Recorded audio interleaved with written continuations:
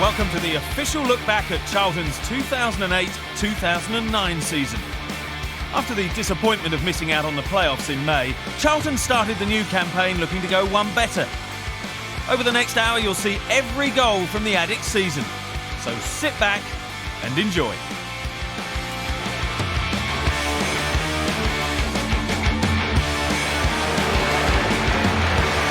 For the second year running, Charlton started at home to the winners of League One, after Scunthorpe 12 months earlier. This time it was Swansea.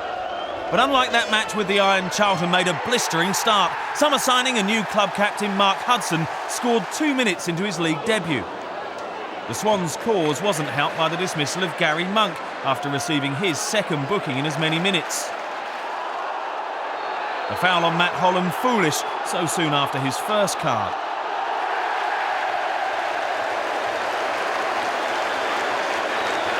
Andy Gray sealed the win late on, but despite the result, it was clear the Championship new boys had made an impression on Alan Pardew.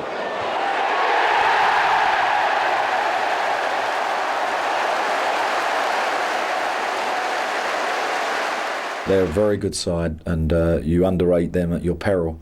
They will definitely be comfortable in this division, and I'm sure they'll be expecting perhaps more than that, because they got some very good players. Charlton's flirtation with the Carling Cup was all too brief. Paul Warren's first half goal enough to secure a shock win for Yeovil and send the Addicks spinning out. One goal was enough too for Watford to beat Charlton at Vicarage Road the following weekend. Tommy Smith's first half goal had the Hornets in front. There was no way back once Kelly Yuga was red-carded for bringing down Thomas Priskin in first half stoppage time.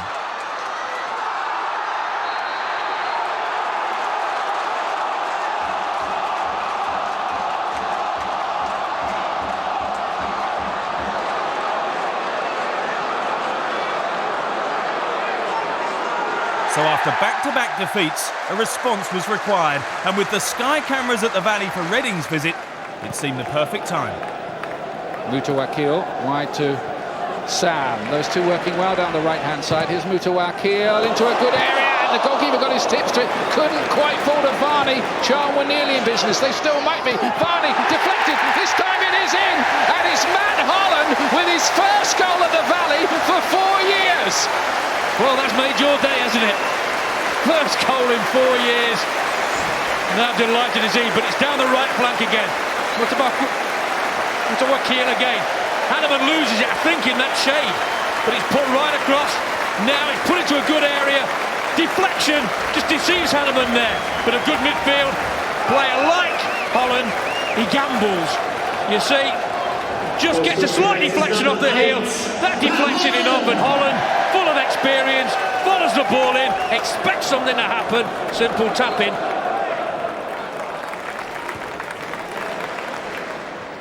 One in the air by Harper.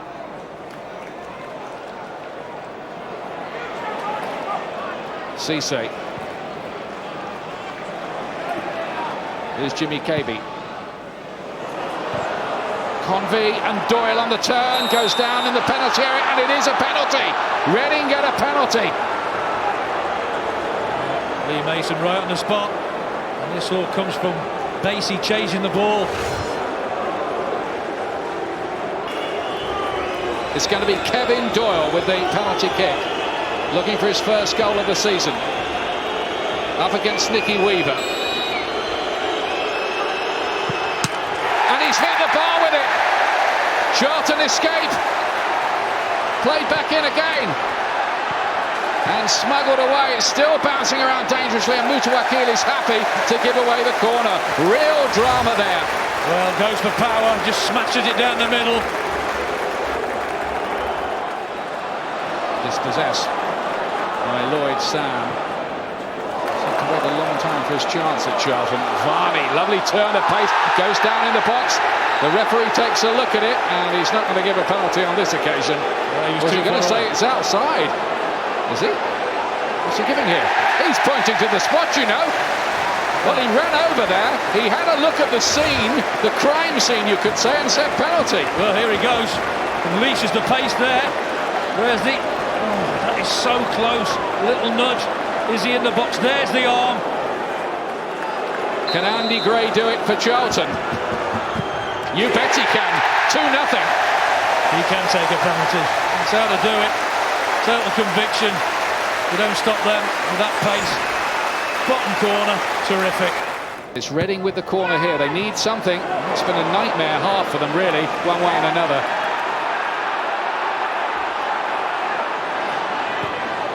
Convey played in there, and the header is a beauty. Sonko again.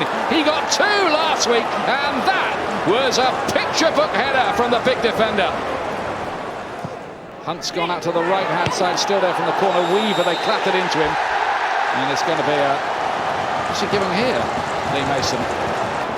He's not given another penalty, has he? Weaver looks dumbfounded. He has, you know. He has. That is a stop. I can't believe that one. Here comes the ball into the box. There's the arm round. It is. He's got it right this time. Can Hunt do it for Reading? No, he can't. Not even at the second attempt. Reading have missed 2 penalties. You're going to retake it. Well, there's the save, and there's the follow-up. This penalty is going to be retaken. The drama here at the Valley is unending. Talk about a spot of bother. Did the goalkeeper move off his line? I think it's the assistant who's intervened again. Weaver can't believe it. Here it comes. There's his movement. He's off the line before it's hit. Leroy Leiter was desperate to take it, I'm sure. I think the first one he was, and he's asked if he could take this one, but prepared to Hunt. He's got the bottle to take it again. He's showing a lot of guts, but the pressure's on him, really, to score, and he's done it this time. Great character from Stephen Hunt, and Reading are level, but there is uproar here at the Valley. Bailey. Good ball. Nice football, that. Varney nearly gets on the end of it, goes down in the box. Referee takes a look, says no this time. Sam. Varney with a header! Oh, terrific goal! Wonderful goal from Luke Varney. 3-2, Charlton. This is a terrific header. It's slightly behind him, and again we've talked about generating power, and he's certainly generated power with that one. The flu's got the way down for the manager. It bounces loose here, not the best clearance, you have to say, but it's put back in the right area. Look how behind it is there, just slightly, and look how far he is out here. Near the penalty box, similar to Sonko, and he generates as much power and just puts it back to where it come from.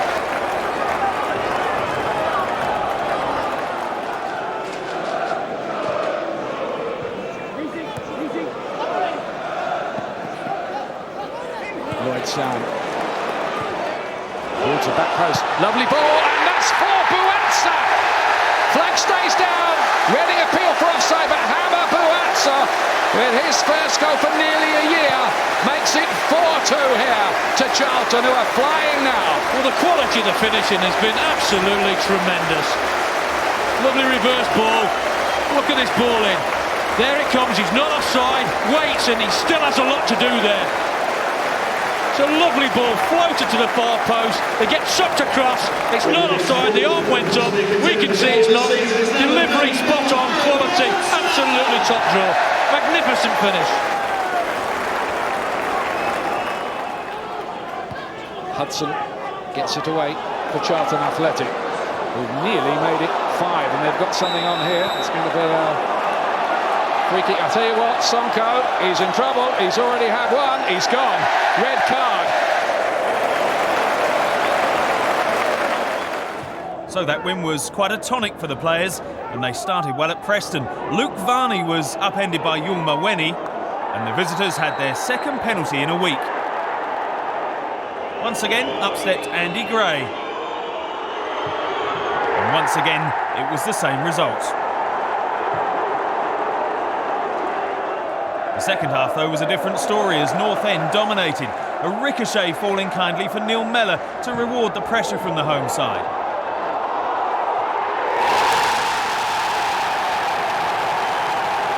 And Charlton couldn't hold on for a point. Barry Nicholson completed the scoring for Preston as the team slipped to another defeat away from the Valley.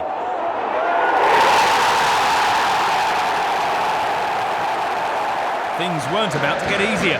Table-topping Wolves were next. And for the third straight home league game, Charlton got off to a terrific start.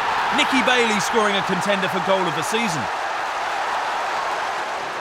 But Wanderers drew level in controversial circumstances. Bailey was adjudged to have fouled Andy Keogh, much to the host's disgust.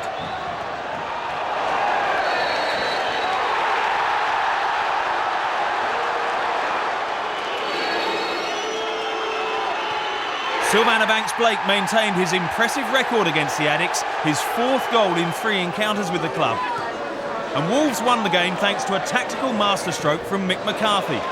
Sam Vokes was sent on for Matt Jarvis, and the Welsh international netted the decider with 10 minutes to go.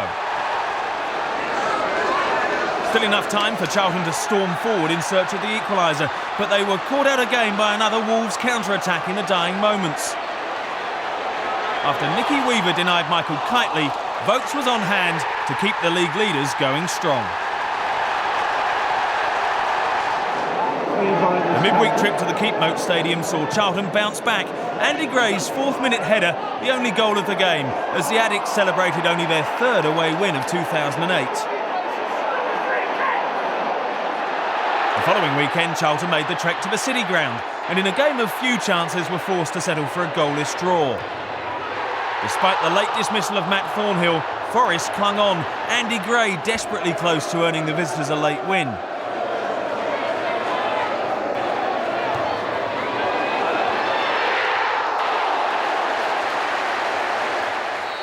Sheffield Wednesday visited the Valley in late September, keen to avenge their 3-2 defeat in the fixture a year earlier. But it was Charlton who got off to a perfect start. Luke Varney putting the home side ahead after 20 minutes. Soon after, it could have been game over, but Varney was left cursing his luck, and Andy Gray squandered a big opportunity.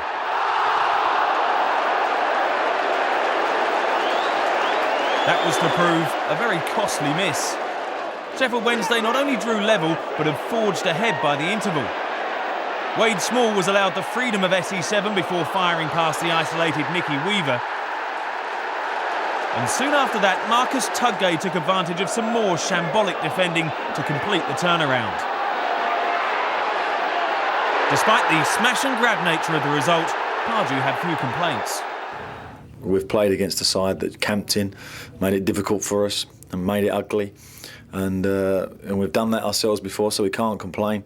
But we have to be good enough to overcome it, and unfortunately we wasn't today. Charlton had beaten Crystal Palace twice the previous season, so the Eagles were even more revved up than usual for what's always a fiery contest.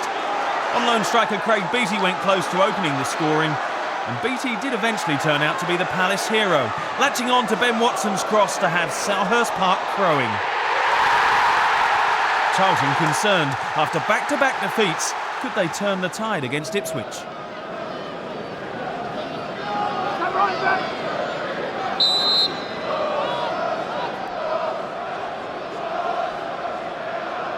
It's Bailey. Oh, it's a belter! Terrific skidding strike from Nick Bailey.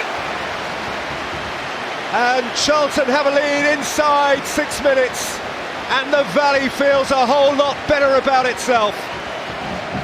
Nick Bailey has played every minute of the season for Charlton since arriving from Southend. And his value to the side is underlined there by a stinging strike. There's Cunyago, there's Walters, and there's the equaliser. And it's come via the boots of Charlton's Martin Craney.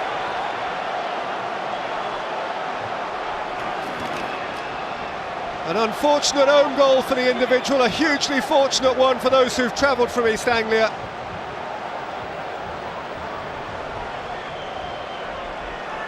Lovely touch from Cunyago. Lashed across goal by Walters, and Craney did inadvertently what Stead anyway was preparing to do deliberately for Ipswich. Ivan Campo, oh, he's hit the crossbar. Those are the margins.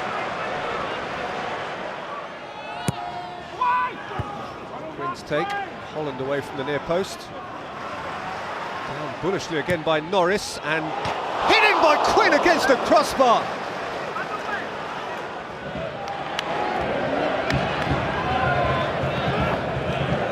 Todorov allowed time to turn.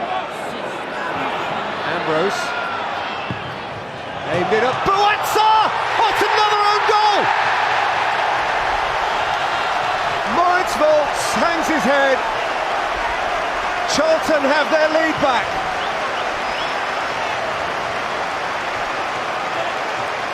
Darren Ambrose, once of Ipswich, was the architect, but Moritz Volz on loan from Fulham was the unfortunate scorer. It was a devilish ball intended for Buatsa. He didn't make contact. Volz would rather not have made contact, but did, and Charlton lead 2-1.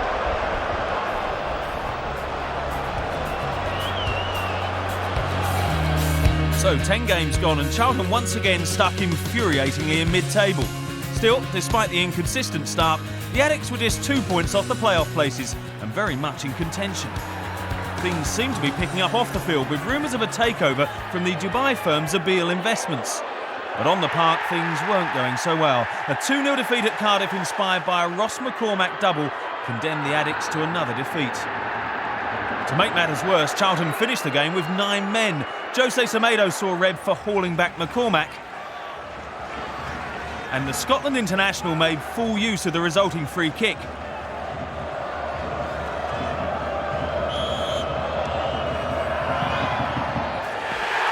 Already the match seemed like an exercise in damage limitation, when Mark Hudson also saw red midway through the second half, it was officially the end of the road for the Addicts.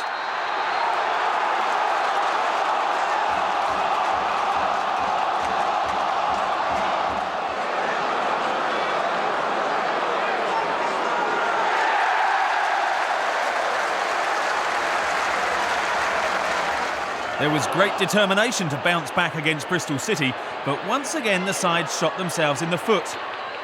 Nicky Bailey's mistake allowed Lee Trundle to put the visitors ahead.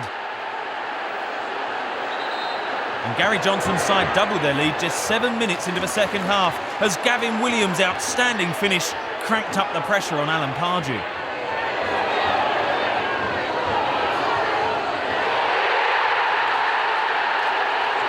The manager's mood wasn't improved by the news that the Zabil takeover had collapsed, and things got even worse against Burnley. Stephen Thompson got the final touch as Charlton once more went to the dressing room a goal behind at the break.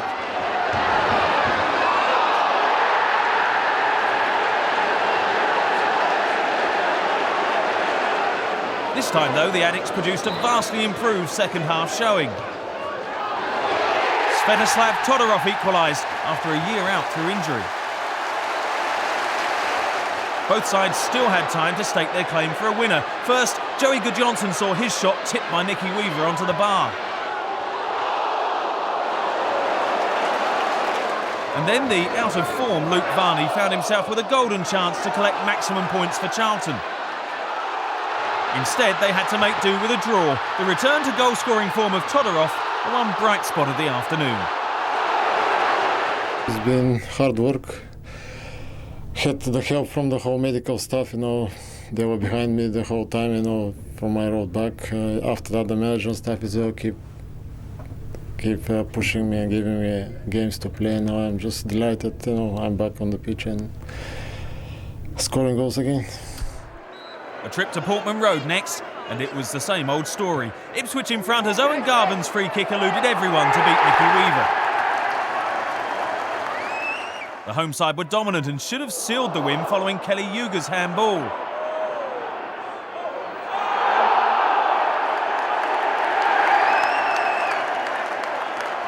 But Pablo Cunhago came off worst in the battle with the keeper to earn the visitors a reprieve.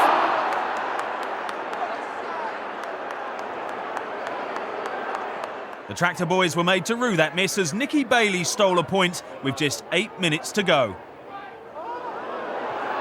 A decent result, but the draw couldn't disguise the fact the season was shaping up badly. Just one win in 8 games. And against Barnsley, the campaign hit a new low. John Mackham fired the Tykes ahead after just a couple of minutes. Barnsley had never won away to Charlton in their history, but astonishingly the home side was 2 down with just 17 minutes gone.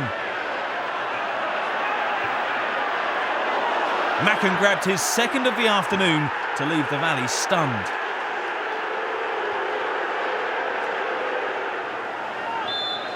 When Darren Moore headed home shortly before half-time, the chance for the manager's head reached new levels.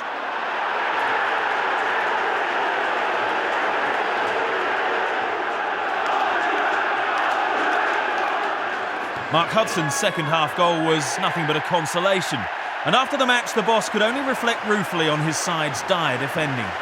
The two early goals really put us on the back foot, and it was a difficult game for us today.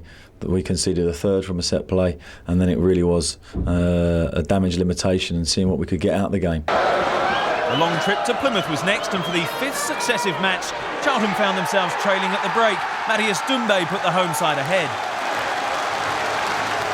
6 months earlier, the team had come from a goal down to win at Home Park, and history looked like it just might repeat itself after Kelly Yuga levelled the scores with only 5 minutes to go. With the game entering stoppage time, Charlton were given the perfect chance to make the journey worthwhile. Mark Hudson was fouled by Rory Fallon, and the ref had no doubts at all about his decision. Andy Gray maintained his 100% record from the spot for the season. But even so late in the game, there was still time for a Plymouth equaliser. Emil Mpenza, on as a late sub, sent the team back to South London, feeling like they'd lost. High-flying Birmingham were the next opponents at St Andrews, and once again Charlton went a goal down. James McFadden, whose wonder goal for Everton had a major hand in relegating Charlton from the Premier League, made the Addicks suffer once more, another high-quality finish from distance. Charlton bounced back with a fantastic goal on the counter-attack. Hammer Bouatsa, who later in the season would join Birmingham on loan, obviously impressed his future employers with an unstoppable finish.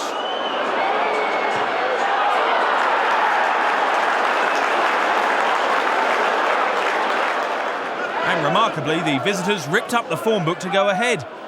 Liam Ridgewell made a mess of Nicky Bailey's ball, and Andy Gray punished the mistake ruthlessly to shock the home support. They so nearly made it 3-1 in the early stages of the second half. Lloyd Sam couldn't have come any closer to claiming his first goal of the season.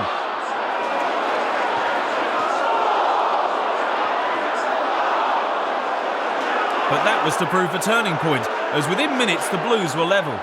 It was a goal Nicky Weaver won't enjoy watching again. The keeper inexplicably lost his footing, and Kevin Phillips, so often the scourge of the Addicks, couldn't miss.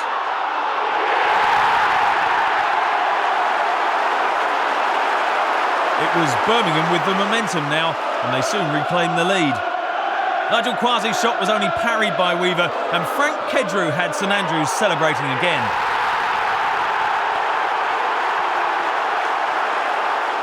Even the loss of Quasi couldn't upset the home side's rhythm. The midfielder's second booking came for a foul on Bailey.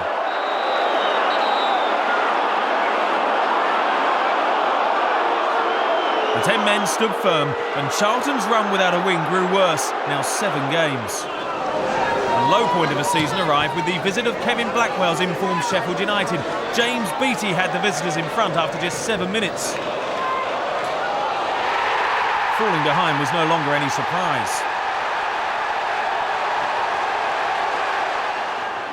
Limboy Primus did his best to spark a revival on the end of Bailey's free kick to equalise. But the Blades were undeterred by the setback, soon back in front. Gary Speed first to Brian Howard's free kick to restore their advantage. And not long after that it was 3-1.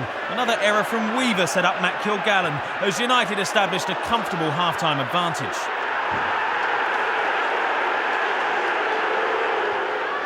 Two more goals early in the second half proved the final straw for the fans and the board. Kelly Yuga's embarrassing own goal made it 4, before Stephen Quinn added a 5th. The fact it was the goal of the game did nothing to ease the pain.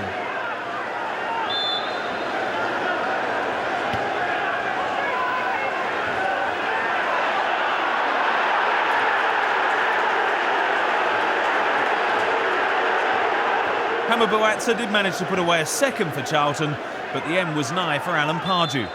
After a roller coaster 23 months at the club, the embarrassing defeat was the final straw.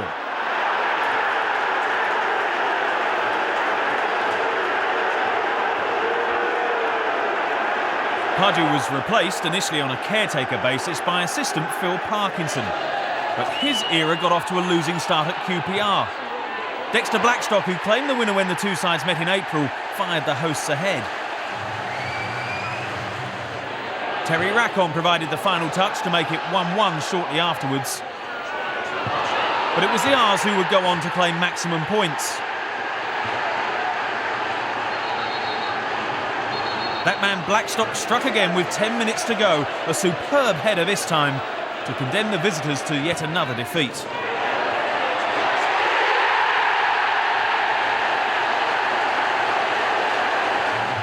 Charlton ended their losing run the following Saturday and were unfortunate not to win. Only the heroics of Calvin Davis kept the Addicks out in a relegation dogfight with Southampton.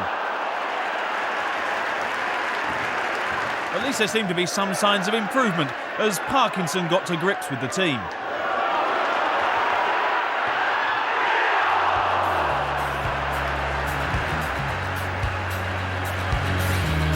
Nearly halfway through the season, the situation already looked bleak. Charlton just 3 points from safety though, so the cause was by no means lost, but they did need to end a desperate run. December started as November had finished with another loss. Despite holding out for the first half, 2 goals in 10 minutes after the restart from lone striker Liam Dickinson were enough to secure maximum points for Blackpool.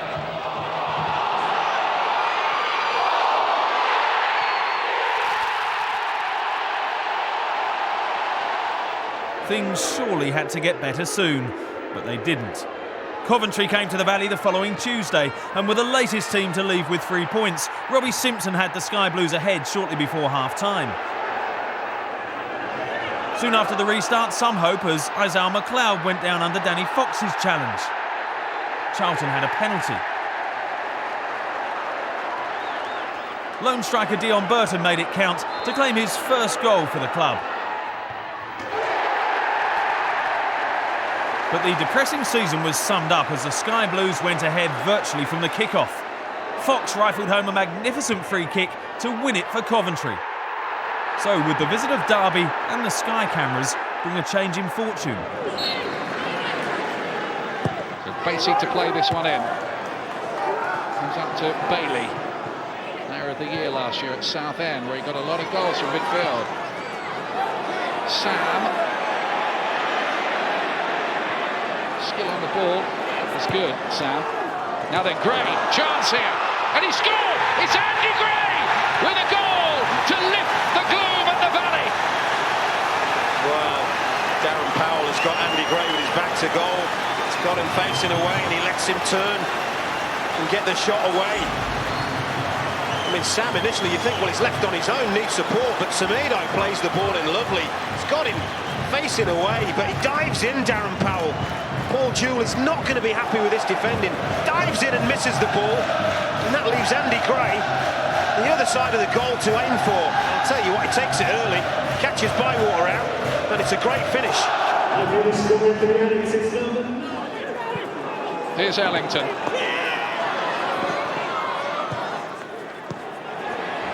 Teal.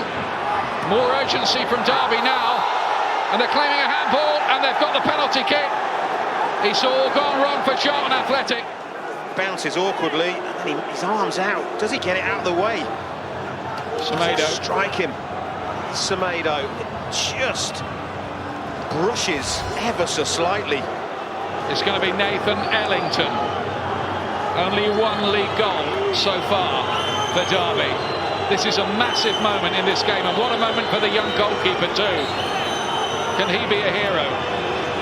It's Ellington, and he's just passed it into the corner so nonchalantly you would not believe it. 1-1.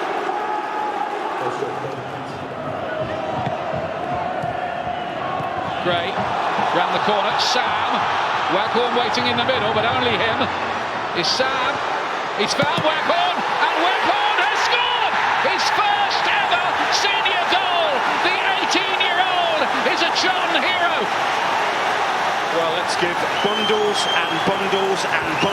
credit to Lloyd Sam here, because once he springs the offside trap, there, he has a little look up, he's looking at the middle, he's looking, he waits, he cuts inside, and then he picks Waghorn out, and Waghorn stays calm as well, but Lloyd Sam, well done, super composure, he gets a little deflection off Paul Connolly.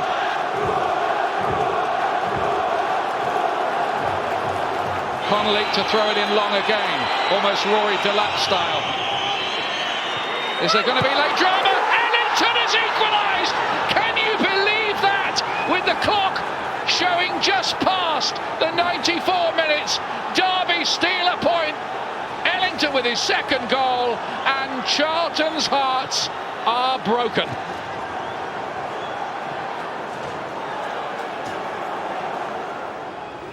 Another devastating night for the struggling Addicts. Away at fellow relegation battlers Norwich, things got even worse, though the side did make a game of it, but for the acrobatics of David Marshall, Mark Hudson would have secured a lead. But former Charlton loanee Leroy Lita was luckier. Now with Norwich on a temporary basis, he struck the game's only goal early in the second half.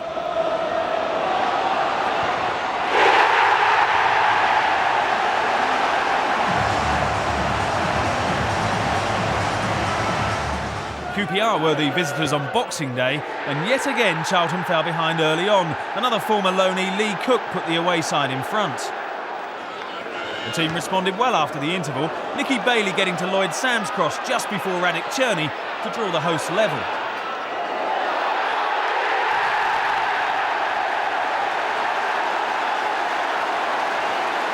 But Dexter Blackstock once more proved to be Charlton's nemesis. His fourth goal in 3 games against the club looked to have secured all 3 points for QPR.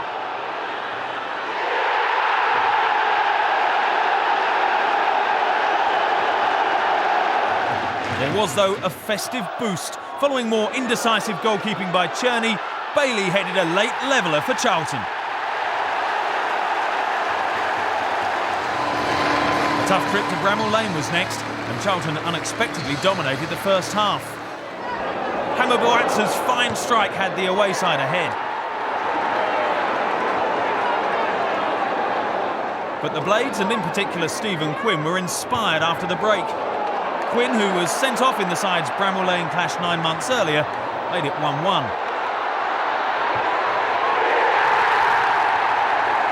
This match much more memorable. And Danny Webber took advantage of some shocking defending to put the hosts 2-1 up. Another defeat was on the cards for the visitors. Quinn's great afternoon was completed with a second as the Blades ultimately cruised to victory. The FA Cup offered Charlton a welcome distraction from their dire league form, and in this third-round tie with Norwich, Jonjo Shelvey demonstrated his undoubted potential with a delightful strike.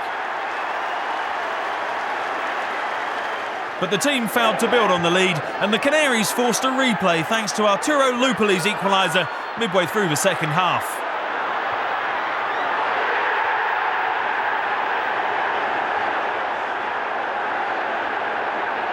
Next up, a crucial relegation battle with Nottingham Forest, which began with the traditional annual commemoration of fans, players and staff who are no longer with us.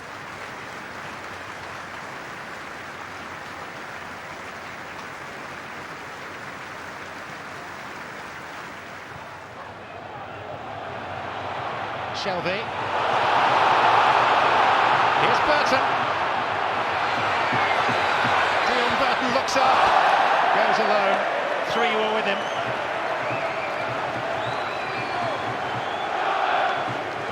Not perhaps as aware of those struggling to gain ground to help him in the centre as he might have been.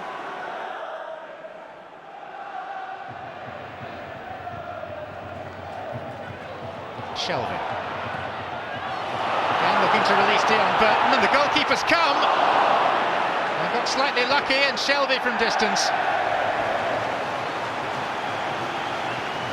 Well, that's twice in the opening 3 minutes that Dion Burton has been sent scampering clear by Jonjo Shelvey. Burton, and Hudson had a swing. Burton again. Shelvey. Sam. Hudson. 3 or 4 chances in the one attack for the home side. Who've begun as the brighter force here, no question about that. Mark Hudson, the captain, twice involved.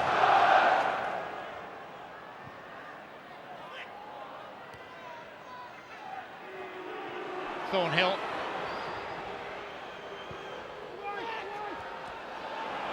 Anderson and Tyson!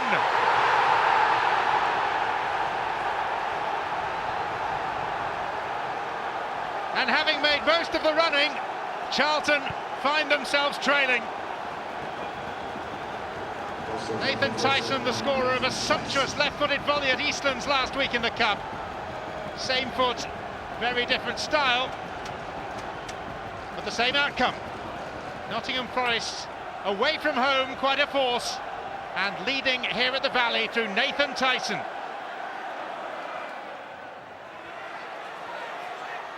Burton, Shelby! Yard either side of the goalkeeper, and he'd have had no chance. Charlton unfortunate to be behind in this game. So they've had the vast majority of the scoring opportunities.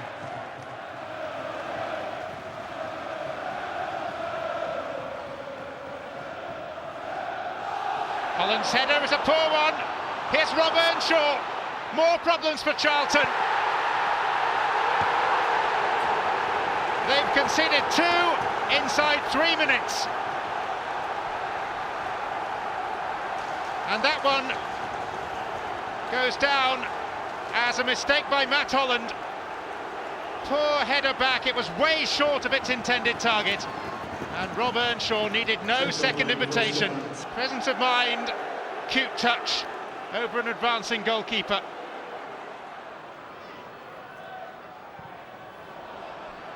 Hudson forward, Ambrose! Alert piece of goalkeeping by Paul Smith. An undeserved defeat, but a defeat nonetheless. But at Norwich in the Cup replay, Charlton celebrated their first win under Parkinson thanks to Darren Ambrose's early strike. Great relief all round.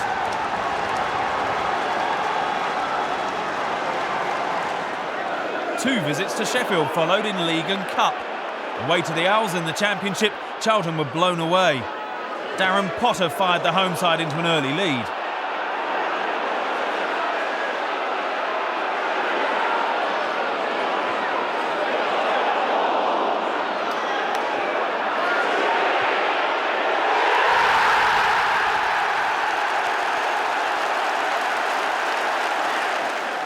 It was 2-0 to Sheffield Wednesday shortly before the interval. Marcus Tudgay, who scored Wednesday's winner at the Valley back in September, gave Charlton that sinking feeling once again. And a miserable day was complete when former addict Francis Jeffers claimed his first goal in more than a year to seal the points for an informed home side.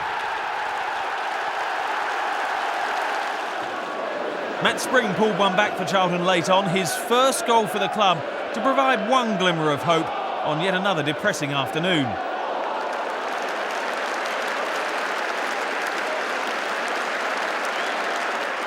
But in stoppage time, Wednesday still had the chance to add some gloss to the scoreline.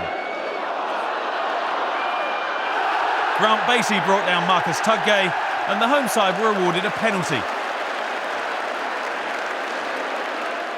Tudgay took it himself.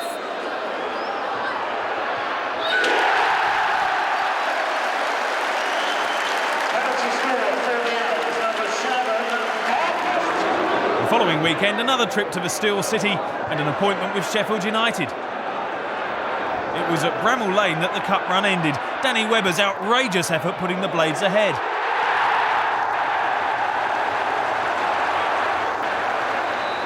Once Lee Hendry curled home a free kick, it really was game over.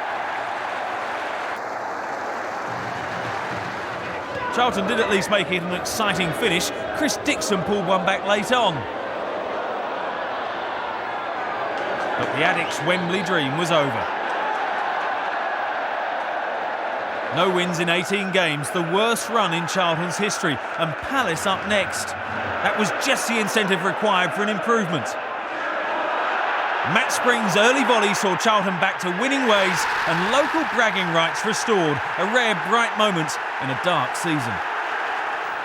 Sadly, the momentum came to an abrupt end at Burnley just 4 days later. The start was good, a lead established by Nicky Bailey's first half goal.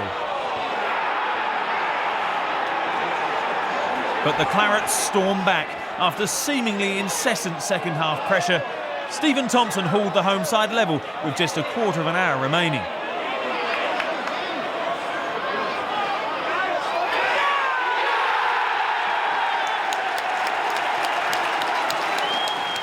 In keeping with the Addicks season, that was only the start.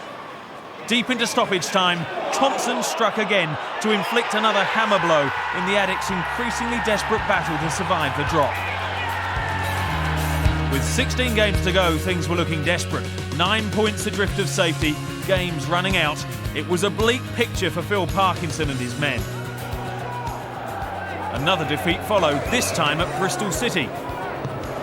Once again, Charlton gained the early advantage, thanks to loanee Tom Sawes. But the Addicks were undone by 2 quick goals after the interval. Dele Adebola's brace was another psychologically damaging moment in Charlton's season. 2 goals in the space of 5 second-half minutes, enough for Gary Johnson's side.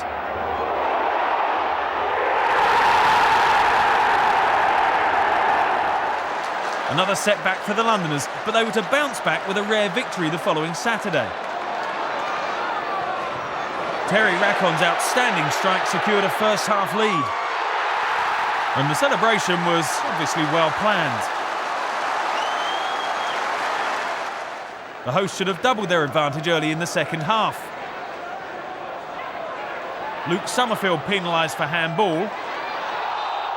And with Andy Gray missing, Nicky Bailey assumed penalty duties. He promptly wished he hadn't. Romain Larrieux made the save.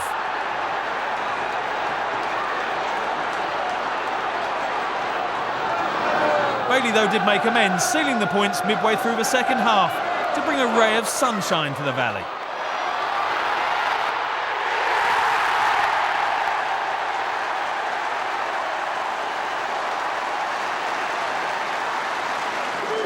And Charlton impressed again at Barnsley 7 days later, despite being held to a goalless draw. The Addicks had the better of the chances, and on another day would surely have left South Yorkshire with more to show for their efforts. Barnsley keeper Heinz Müller had to be at his best to keep a clean sheet.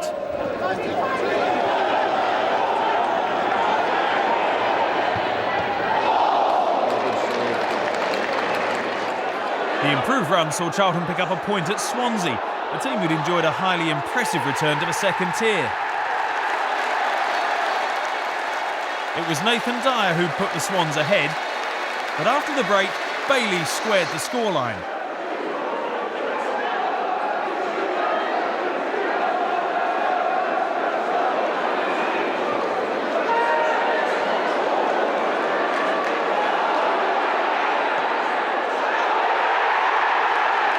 A fierce shot, albeit aided by a significant deflection. But 2 devastating defeats at the Valley in the space of 4 days all but confirmed Charlton's relegation. Doncaster Rovers went ahead through James Coppinger's fine finish.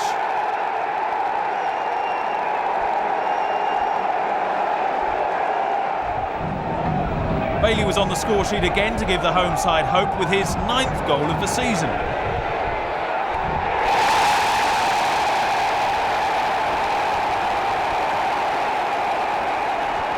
But moments later, his night took a turn for the worse. Bailey upended Richie Wellens, and the visitors had a penalty.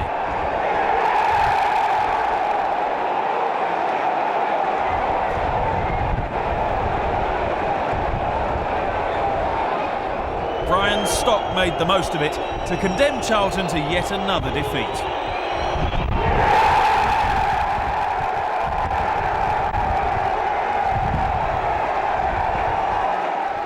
Next team to arrive at the Valley full of hope were Watford, and they made a dream start. Don Cowie's goal after just 17 minutes. But there was some fighting spirit in the Charlton ranks. Tresor Kandol on loan from Leeds drew the home side level almost immediately.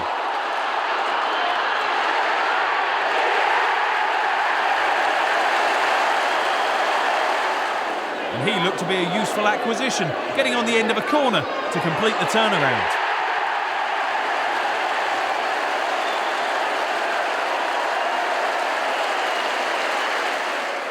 There were plenty more twists though in the second half. Watford drew level through Grzegorz Rasiak.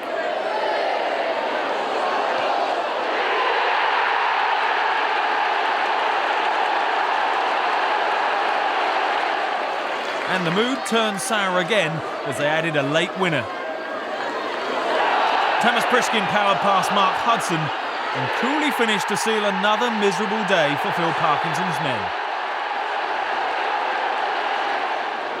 Out of form Reading were next up at the Medeski, and the Addicts drew first blood this time, Nicky Bailey adding the final touch to Kandol's cross.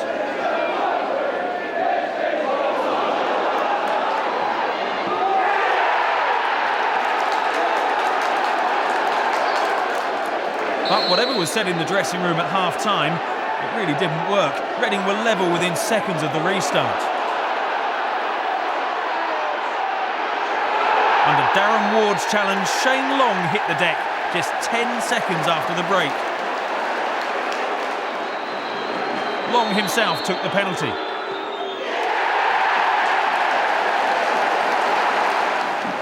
And he was on target again on 67 minutes.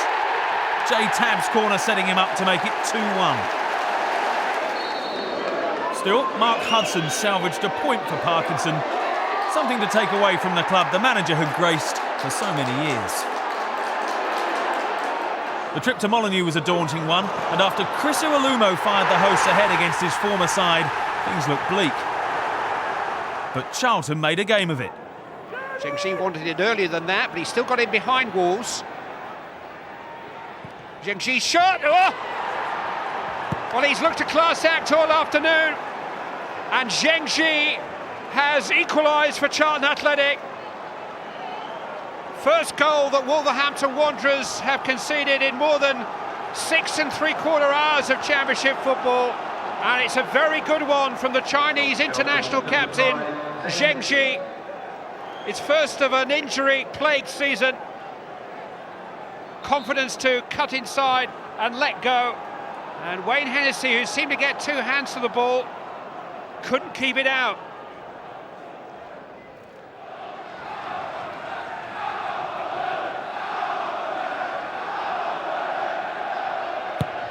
Jones with the corner. It's Berra! Smuggled away by Yuga. Free kick's been given in Charlton's favour. Oh, it's a penalty! It's a penalty! The free kick is given to Wolves. Graham Law saw something in there which he has penalised with a very big penalty award for the league leaders. And what was it? Goalkeeper was flapping a little bit. Is there a hand there? Ebanks Blake header towards the post. Well, it came back off the post. There's a man on the ground. Maybe Berra was bowled to the ground.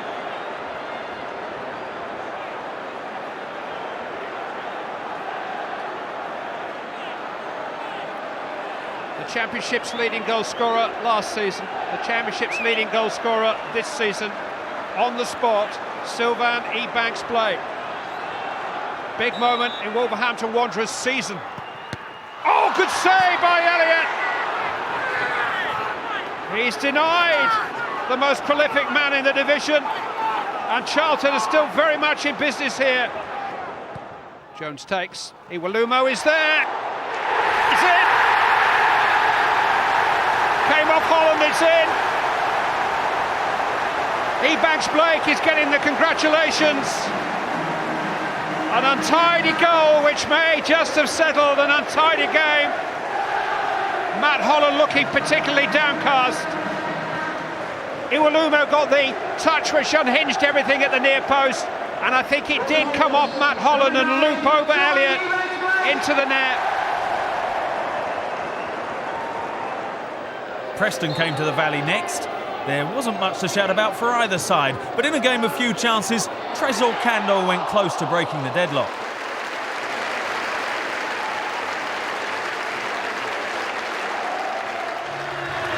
Now the team hit the road to St Mary's, and they produced one of their performances of the season at Southampton. Jonjo Shelvey struck the opening blow.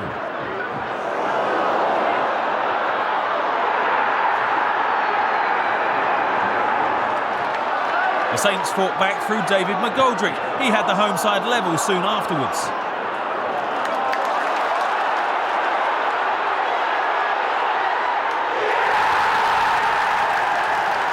But Charlton's chance to reclaim their advantage wasn't too far away. Kandol was fouled, and he was happy to shoulder the responsibility from the spot.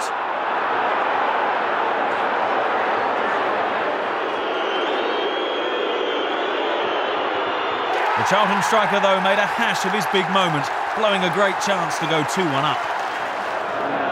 That moment arrived instead midway through the second half. Terry Racon's fabulous finish sent the travelling Addicts wild and set them up for their first away league win since September.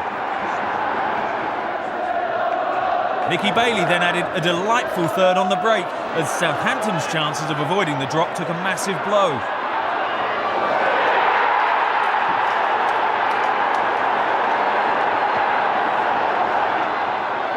The Saints kept everyone on tenterhooks, Bradley Wright Phillips pulling one back late on.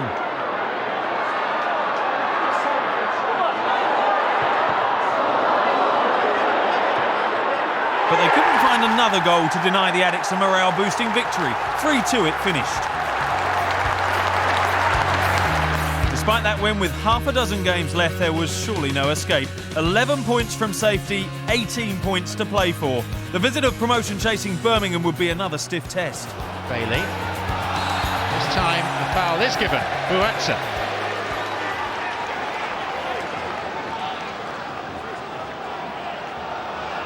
The ball's quickly in play again with Shelvey. And now Yuga. Kandol. Darren Ward. Offside.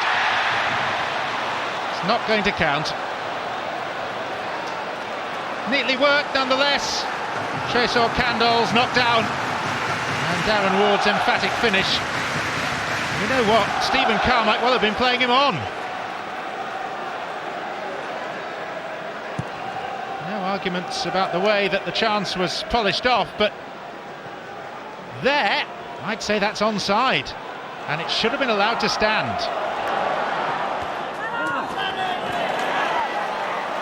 Shelvey. Kandol. Inventive pass. Oh, mistake!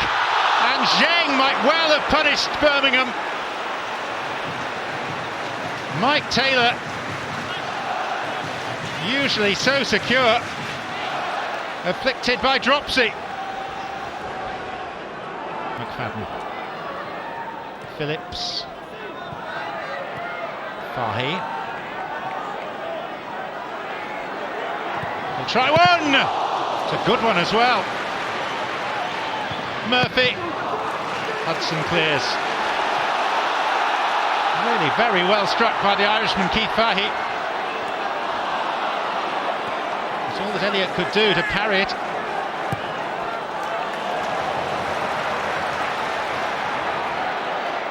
Nicky Bailey. Game becoming stretched. Bailey, well held. No margin for any fumbles there from Mike Taylor. Not with other Charlton players lurking.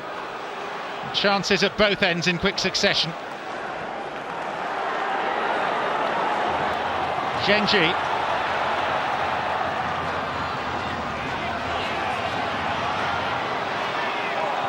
Dixon.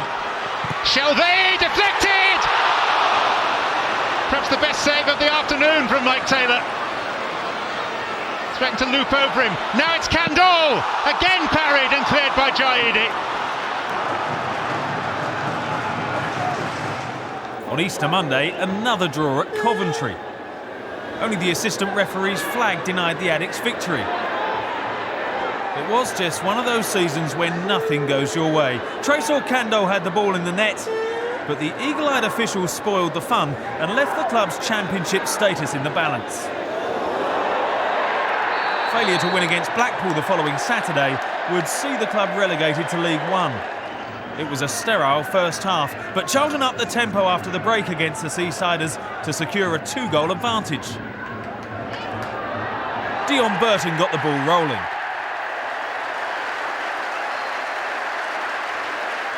When John Joe Shelvey made it 2-0, it seemed the Addicks had earned a stay of execution as far as their championship place was concerned.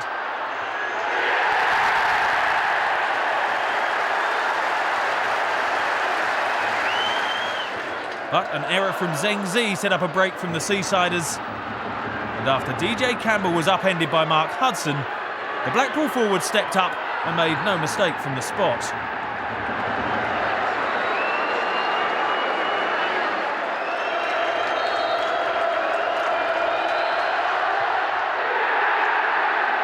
Now the nerves were really jangling, and with the match well into stoppage time, Lee Hughes struck a dramatic equaliser.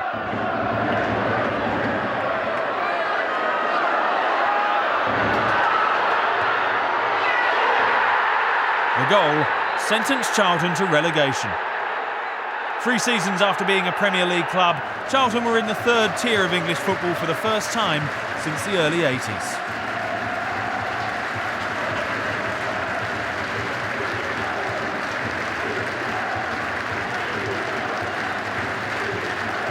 We wanted to win today, and our supporters deserved a performance. They got a good performance, but obviously we'd like to give them 3 points because the big positive today was the way our supporters were, and I think they can sense that there's a team on the pitch that, if it's kept together, will be a big part in this club bouncing back, but not only coming back into this division, being stronger when it does, and but also the supporters around the ground today were excellent.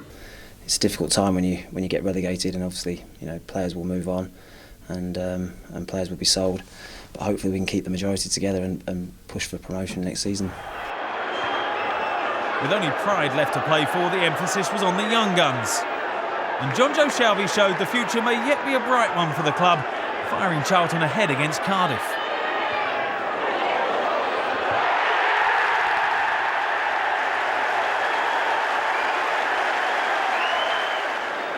When Nicky Bailey made it 2-0 against the promotion chasers late on, it seemed a rare victory was on the cards.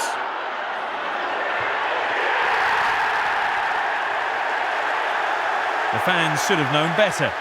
Chris Burke had the Bluebirds back in contention and set up a nervy and frantic finish. And in added time, for the 2nd game running, Charlton blew their 2-goal lead. Gabo Yepes smashed the ball home to earn the visitors an unlikely point. Charlton's final away game was at Derby, and Rob Hulse's second-half goal proved enough to keep the Rams in the Championship for another season, to the great relief of most of the crowd of more than 30,000.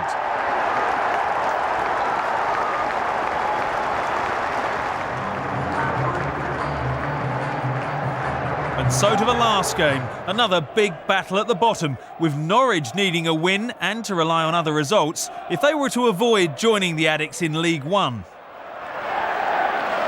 Sam. Aimed in at Bailey!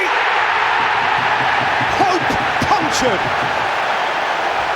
Nicky Bailey for Charlton. And Norwich's uplift lasted for barely a minute.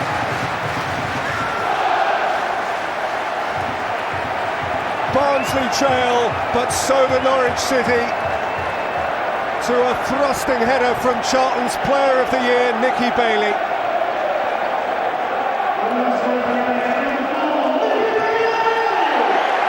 Up 1 minute, down the next.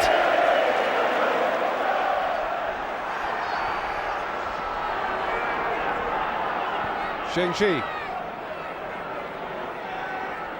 Sam. Racon. Terry Racon and Burton and 2-0 Charlton. And it looks grim now. It looks grim for poor Norwich. Charlton are dragging them down with them.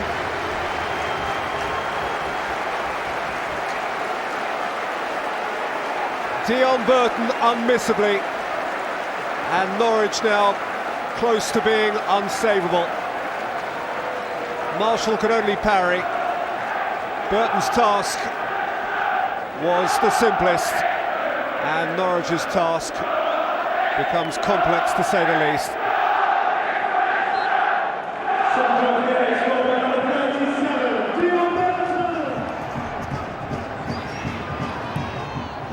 Bailey's ball in, and Burton. It's all done. It's Dion Burton, and Norwich have nowhere to go but down. The game is up. Dion Burton has 2 in the twinkling of an eye, and Charlton's miserable season is ending on a high. 3-0 up in half an hour. Meantime, at Plymouth, Norwich's predicament only worsens.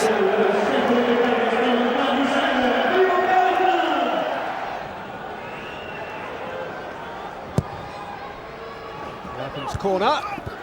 Right back across the face and in.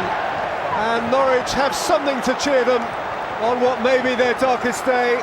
Alan Lee got a touch right on the line and would appear to be claiming it. Some of those smiles are a mite wry, but it is Lee's goal, and it means Norwich need only 3 more.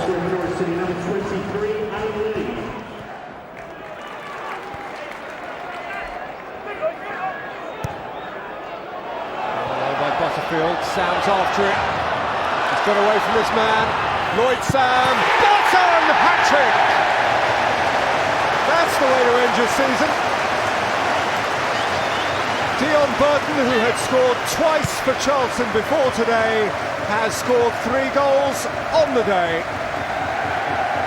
And Charlton are 4-1 to the good. Smashing work from Lloyd Sam. And not a bad finish as he tumbled from Dion Burton. As he went to ground, he wrapped his right foot around it. And Norwich have been torn apart by Dion Burton today.